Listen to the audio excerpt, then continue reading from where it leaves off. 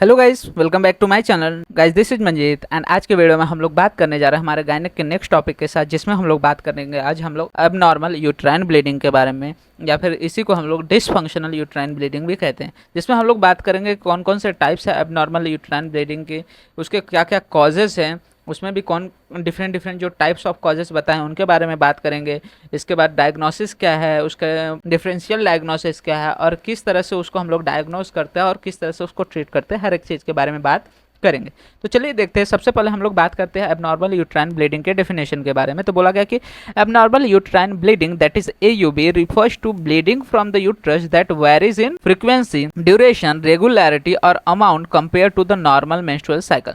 Normal uterine bleeding क्या होता है कि एक ऐसी तरह का ब्लीडिंग जिसमें क्या होता है कि जो फ्रीक्वेंसी होता है मेंस्ट्रुअल ब्लीडिंग की, वो साथ ही साथ ड्यूरेशन मेंस्ट्रुअल ब्लीडिंग का जो रेगुलरिटी होता है, मतलब जो regular period of interval of time होता है, और अमाउंट, ये सभी नॉर्मल मेंस्ट्रुअल साइकिल से क्या होता है, चेंज हो जाता है या फिर वेरी करता है। उस कंडीशन को हम लोग एबनॉर्मल यूट्राइन ब्लीडिंग कहते हैं। तो बेसिकली बोलना क्या चाहता है कि जो नॉर्मल हमारा मेंस्ट्रुअल साइकिल है उसके कंपैरिजन में जब फ्रीक्वेंसी में, ड्यूरेशन में, मेंसेस के रेगुलरिटी में और मेंस्ट्रुअल ब्लीडिंग के अमाउंट में जब चेंजेस आ जाते हैं, मतलब कि नॉर्मल से जब वो अलग वहाँ पे चेंजेस आते हैं, तो उसको हम लोग एबनॉर्मल यूट्राइन ब्लीडिंग या फिर डिसफंक्शनल यूट्राइन ब्लीडिंग कहते हैं।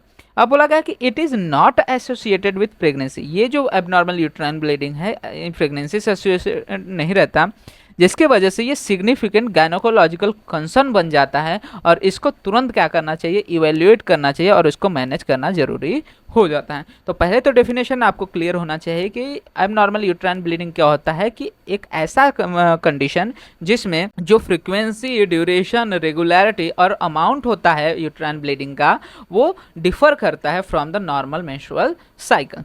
एटियोलॉजी की बात करते हैं, क्या क्या कॉजेज हो सकते हैं इसके। तो बोला गया कि the causes of abnormal uterine bleeding is classified using the palm coin system by the FIGO, which divides causes into structural and non structural categories. ठीक है, तो जो हमारा एबनॉर्मल यूट्राइन ब्लीडिंग का जो कॉजेस है उसको दो कैटेगरीज में रखे गए हैं, structural categories and the non structural categories. तो सबसे पहले हम लोग स्ट्रक्चरल कॉजेस की बात करते हैं, मतलब कि वहाँ पे क्या है, एनाटॉमिकल कोई डिफॉर्मिटी आई होगी।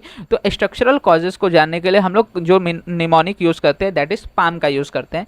यहाँ पे पी से बेसिकली होता है पॉलिप, मतलब क्या कि यहाँ पे एंडोमेट्रियल या फिर सर्वाइकल पॉलिप जो है वो इंटरमेंस्ट्रुअल या फिर हेवी ब्लीडिंग कॉज कर सकते हैं। वहीं पे ए से आता है एडिनोमायोसिस। एडिनोमायोसिस मतलब क्या कि जो एंडोमेट्रियल टिश्यू है वो मायोमेट्रियम में प्रेजेंट रहता है। ठीक है, मतलब कि एंडोमेट्रियम का टिश्यू कहाँ पे जाके ग्रो कर रहा है, इनटू द मायोमेट्रियम, जिसके वजह से यहाँ पे पेनफुल एंड हेवी मेंस्ट्रुएशन देखने को मिल सकता है। उसके बाद एल से आता है हमारा लियोमायोमा, जिसको हम लोग फाइब्रॉइड्स भी कहते हैं। तो बेसिकली यहाँ पे जो सब म्यूकोजल फाइब्रॉइड्स होते हैं, बेसिकली फाइब्रॉइड्स के 4 डिफरेंट टाइप्स देखने को मिलते हैं।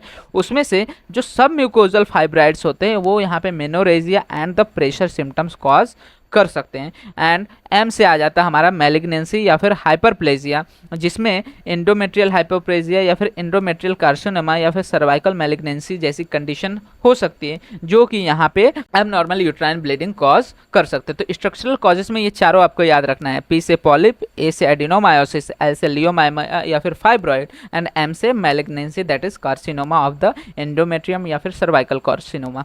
इसके बाद आता है non structural cause. Non structural cause मतलब कि यहाँ पे स्ट्रक्चर में कोई प्रॉब्लम नहीं है, इसके अलावा कोई पैथोलॉजी जनरेटेड है, जैसे कि इसको हम लोग पढ़ते हैं with the mnemonic of coin. तो सी से यहाँ पे हमारा आ जाता है कोआगुलोपैथी। कोआगुलोपैथी मतलब क्या कि यहाँ पे जो प्लेटलेट है उसमें एबनॉर्मेलिटीज रहते हैं, जिसके वजह से क्लॉटिंग अच्छे से नहीं होती और थिनिंग ऑफ ब्लड होने की वजह से वो बहुत ज़्यादा स्केप करता है हमारे ब्लड वेसल से, और जिसके वजह से यहाँ पे हेवी मेंस्ट्रुअल ब्लीडिंग देखने को मिल सकती है।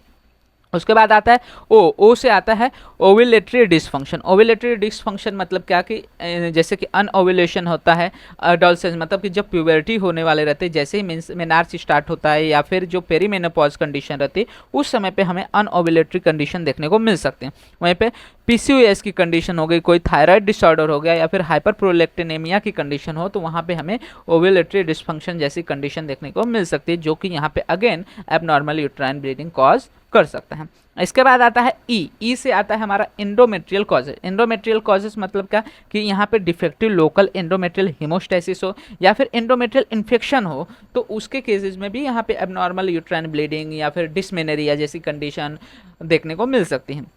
आई से आता है इट्रोजॉनिक। इट्रोजॉनिक मतलब क्या कि यहाँ पे जैसे कि कॉन्ट्रासेप्शन, हार्मोनल कॉन्ट्रासेप्शन का यूज़ कर रही हो फीमेल, या फिर इंट्रायूट्राइन कॉन्ट्रासेप्टिव डिवाइसेस का यूज़ कर रही है, या एंटीकोगुलेंट या फिर स्टेरॉइड थेरेपी पे हो पेशेंट, तो उसके वजह से भी यहाँ पे क्या होता है, एबनॉर्मल यूट्राइन ब्लीडिंग कॉज कर सकते हैं।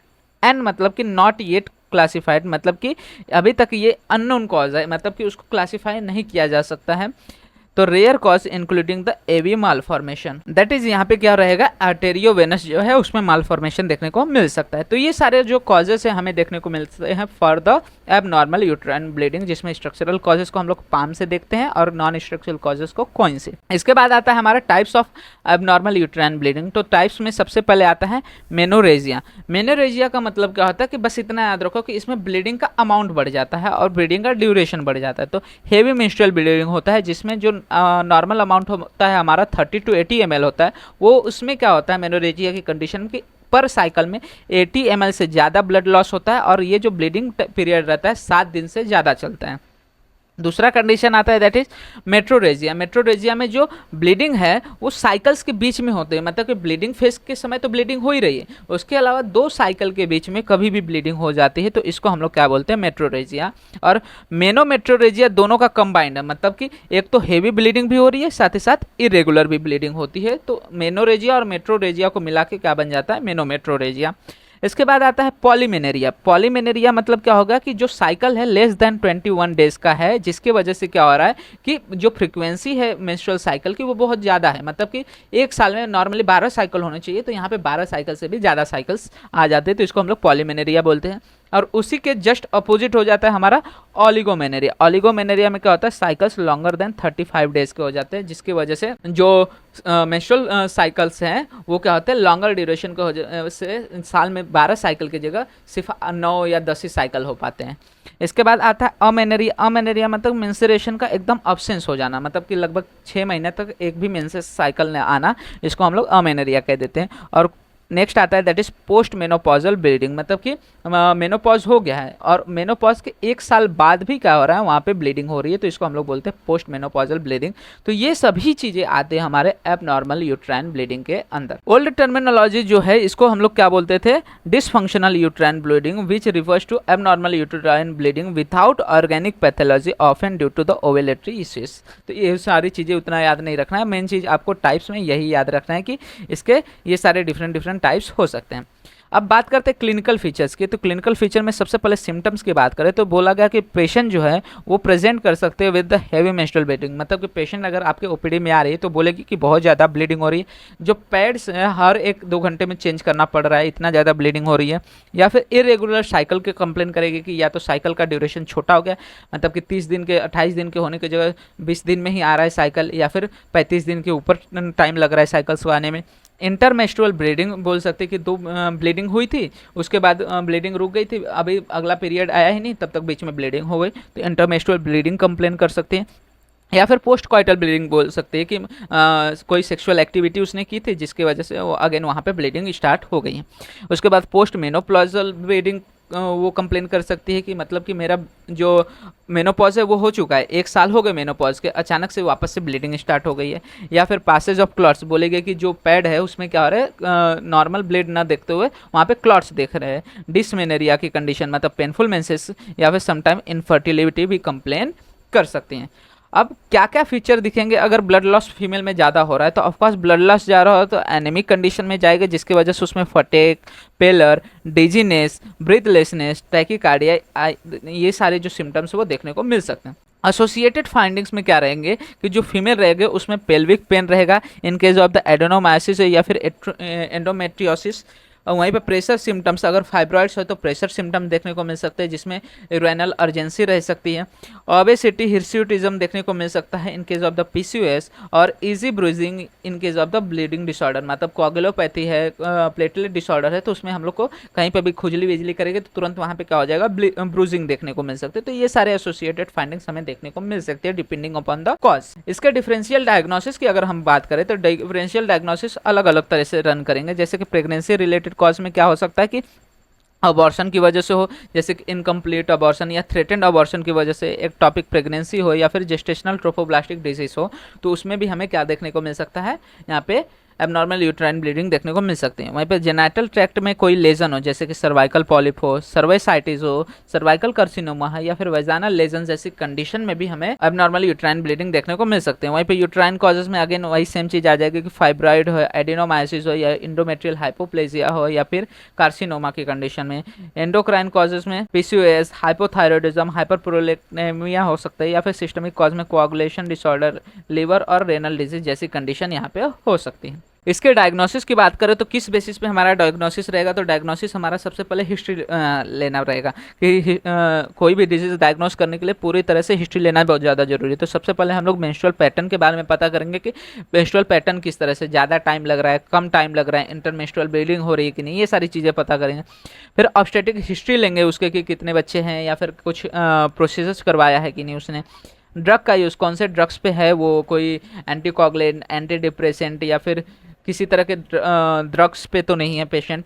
कॉन्ट्रासेप्टिव हिस्ट्री पूछेंगे कि कोई हार्मोनल कॉन्ट्रासेप्टिव्स का यूज़ किया है, या फिर आईओसीडीज का यूज़ किया है कि नहीं। एंडोक्राइन सिम्टम्स के बारे में बात करेंगे, कैसे है उसका हार्मोन्स कैसा है, मूड स्विंग्स क्या है, किस तरह से रहता है, और family history of bleeding disorder, ये सारी चीज़ें उससे हिस्ट्री लेंगे। फिजिकल एग्जामिनेशन करेंगे तो फिजिकल एग्जामिनेशन में जनरली हमें उसमें pallor, BMI, thyroid size, signs of PCOS, ये सारी चीज़ें चेक करेंगे। वहीं पर पेल्विक एग्जामिनेशन में सर्वाइकल लेजन है कि नहीं, यूट्राइन साइज क्या है, एडनेक्सल मासेस है कि नहीं, ये सारी चीज़ें हम लोग वहाँ पर चेक करते हैं। बात करें लेबोरेटरी इन्वेस्टिगेशन की, तो बेसिक इन्वेस्टिगेशन में हम लोग प्रेगनेंसी टेस्ट करते हैं, यूपीटी करेंगे ताकि वहाँ पे एक्टोपिक प्रेगनेंसी जैसी कंडीशन को रूल आउट किया जा सके।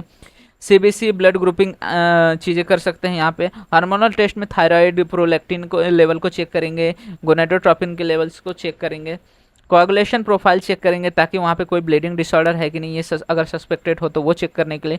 इमेजिंग में हम लोग क्या कर सकते हैं, अल्ट्रासोनोग्राफी कर सकते हैं, अल्ट्रासाउंड ऑफ द पेल्विस कर सकते हैं, और एंडोमेट्रियल असेसमेंट में हम लोग बायोप्सी ले सकते हैं for the women's greater than 45 years of age, क्योंकि उनमें चांसेस है कार्सिनोमा होने के। अगर पोस्ट मेनोपॉजल ब्लीडिंग हो रही है फीमेल में, या फिर परसिस्टेंट एबनॉर्मल यूट्राइन ब्लीडिंग है, तो ऐसे कंडीशन में हम लोग क्या कर सकते हैं, वहाँ पे एंडोमेट्रियल असेसमेंट कर सकते हैं, या फिर हिस्टेरोस्कोपी कर सकते हैं फॉर द डायरेक्ट विजुअलाइजेशन, ताकि वहाँ पे चेक कर सके कोई स्ट्रक्चरल या फिर एनाटॉमिकल डिफॉर्मिटी है कि नहीं। तो ये सारी चीज़ें हम लोग डायग्नोसिस के लिए कर सकते हैं। इसके बाद आता है हमारा मैनेजमेंट। जो मैनेजमेंट है हमारा टोटली डिपेंड करेगा अंडरलाइंग कॉज के ऊपर, उसकी सेवियरिटी के ऊपर, पेशेंट की एज के ऊपर, और उसकी फर्टिलिटी डिज़ायर है कि नहीं, मतलब वो फर्दर प्रेग्नेंट होना चाहती है कि नहीं, ये सारी चीज़ों पे, और उसके हीमोडायनेमिक स्टेबिलिटी पे डिपेंड करेगा हमारा पूरा मैनेजमेंट। तो मैनेजमेंट में सबसे पहले क्या करेंगे हम लोग कि अगर जो पेशेंट है उसको स्टेबलाइज करेंगे, उसको आईवी फ्लूइड्स देंगे अगर ज़्यादा ब्लीडिंग लॉस हुई है तो, और अगर बहुत ज़्यादा ब्लीडिंग लॉस हुई है तो वहाँ पर ब्लड ट्रांसफ्यूजन भी कर सकते हैं। इसके बाद ब्लीडिंग को कंट्रोल करने के लिए हम लोग क्या करेंगे, वहाँ पे ट्रेनेक्सिमिक एसिड, ये सारी चीज़ें दे सकते हैं, तो ब्लीडिंग को कंट्रोल करना है इसमें। उसके बाद ओरल कॉन्ट्रासेप्टिव पिल्स देना है, प्रोजेस्टेरोन देना है, ट्रेनेक्सिमिक एसिड, एनसेट्स, ये सारी चीज़ें दे सकते हैं। और उसके बाद डिपेंडिंग अपॉन की क्या कॉज है हम लोग क्या कर सकते हैं, सर्जिकल ऑप्शंस भी इंक्लूड कर सकते हैं, जैसे डायलेटेशन एंड क्यूरेटेस कर सकते हैं, बलन टेम्पनेट का यूज़ कर सकते हैं, या फिर यूट्राइन आर्टरी एम्बोलाइजेशन कर सकते हैं ताकि ज़्यादा ब्लीडिंग को प्रिवेंट किया जा सके। और लाइफ थ्रेटनिंग केसेस में वहाँ पे हम लोग definitive treatment that is hysterectomy भी कर सकते हैं। तो ये हो गया इमरजेंसी ट्रीटमेंट का हमारा ओवरऑल। तो अब बात करते हैं हम मेडिकल मैनेजमेंट किस तरह से होगा। तो अगर मान कर चलो क्रॉनिक एबनॉर्मल यूट्राइन ब्लीडिंग है, तो इसमें सबसे पहले नॉन हार्मोनल में हम लोग क्या करेंगे कि ब्लीडिंग को रोकने के लिए हम लोग ट्रेनेक्सिमिक एसिड देंगे जो कि एंटी फाइब्रोलिटिक हो जाता है, और जो क्रैम्प्स हो रहे हैं, जो पेन हो रहा है, उसको कम करने के लिए एनसेड जैसे कि मेफेनेमिक एसिड दे सकते हैं। ये सारी चीज़ें वहाँ पे प्रोवाइड। हार्मोनल में हम लोग basically combined oral contraceptive pills देते हैं, या फिर प्रोजेस्टिन पिल्स देते हैं, एलएनजी आईओएस का यूज़ कर सकते हैं जो कि इफेक्टिव होता है in case of the heavy bleeding में, या फिर जीएनआरएच एनालॉग्स का यूज़ यहाँ पे हम लोग कर सकते हैं ताकि टेम्परेरी फाइब्रॉइड का रिडक्शन किया जा सके। सर्जिकल मैनेजमेंट की बात करें तो सर्जिकल मैनेजमेंट में हमारा क्या रहेगा, कंजर्वेटिव प्रोसीजर में पॉलिपेक्टोमी कर सकते हैं अगर पॉलिप प्रेजेंट है, अगर एडिनोमायोसिस जैसी कंडीशन है तो मायोमेक्टोमी या फिर एंडोमेट्रियल एब्लेशन चीज़ें कर सकते हैं हम यहाँ पे। डेफिनेटिव सर्जरी में अगेन हमारा वही रहेगा कि अगर बहुत ज़्यादा क्रॉनिक केस है और लाइफ थ्रेटिंग है तो इसमें हम लोगों को हिस्टेक्टोमी करनी पड़ सकती है अगर मेडिकल ट्रीटमेंट वहाँ पे इफेक्टिव नहीं दिख रहा है तो, या फिर फैमिली कंप्लीटेड है या फिर मैलिग्नेसी के चांसेस है या फिर सेवियर फाइब्रॉइड है तो ऐसे कंडीशन में वहाँ पे हिस्टेक्टोमी करनी पड़ सकती है। कॉम्प्लिकेशन क्या होते हैं बेसिकली हमारा एबनॉर्मल यूट्राइन ब्लीडिंग में, तो यहाँ पे आयरन डिफिशियंसी अनीमिया हो सकता है, इनफर्टिलिटी हो सकता है, एंडोमेट्रियल हाइपरप्लेजिया हो सकता है एंड देन कार्सिनोमा या फिर फिजियोलॉजिकल स्ट्रेसेस की कंडीशन देखने को मिल सकती है। तो ये सारी चीज़ें हमें देखने को मिलती है within the abnormal uterine bleeding. तो होप आपको सारी चीज़ें related to the abnormal uterine bleeding clear हो गई होंगी। मैंने जितना हो सके सिंपल करके और इजी वे में सिखाने की कोशिश की है। अगर कुछ भी डाउट रहता है आप कमेंट सेक्शन में मेंशन कर सकते हैं, मैं ट्राई करूंगा फर्दर वीडियोस में जो भी चीज़ें रहेंगी उसको और अच्छे से क्लियर कर सकूं। साथ ही साथ वीडियो अच्छा लगा तो वीडियो का लाइक एंड शेयर करना मत भूलिएगा जिससे ज़्यादा से ज़्यादा लोग वीडियो का फायदा ले सके। एंड इसी तरह के और भी फर्दर वीडियोस इस चैनल पर अपलोड होते रहेंगे तो चैनल को सब्सक्राइब जरूर कर लीजिएगा जिससे आने वाले वीडियोज़ के नोटिफिकेशन आपको मिलते रहें। एंड आप हमारे इंस्टाग्राम एंड टेलीग्राम हैंडल्स को भी फॉलो कर सकते हैं जहाँ पे आपको वीडियो से रिलेटेड, नोट्स से रिलेटेड जो भी अपडेट्स रहते हैं प्रोवाइड हो जाते हैं, जिसका लिंक आपको वीडियो के डिस्क्रिप्शन में अवेल हो जाएगा।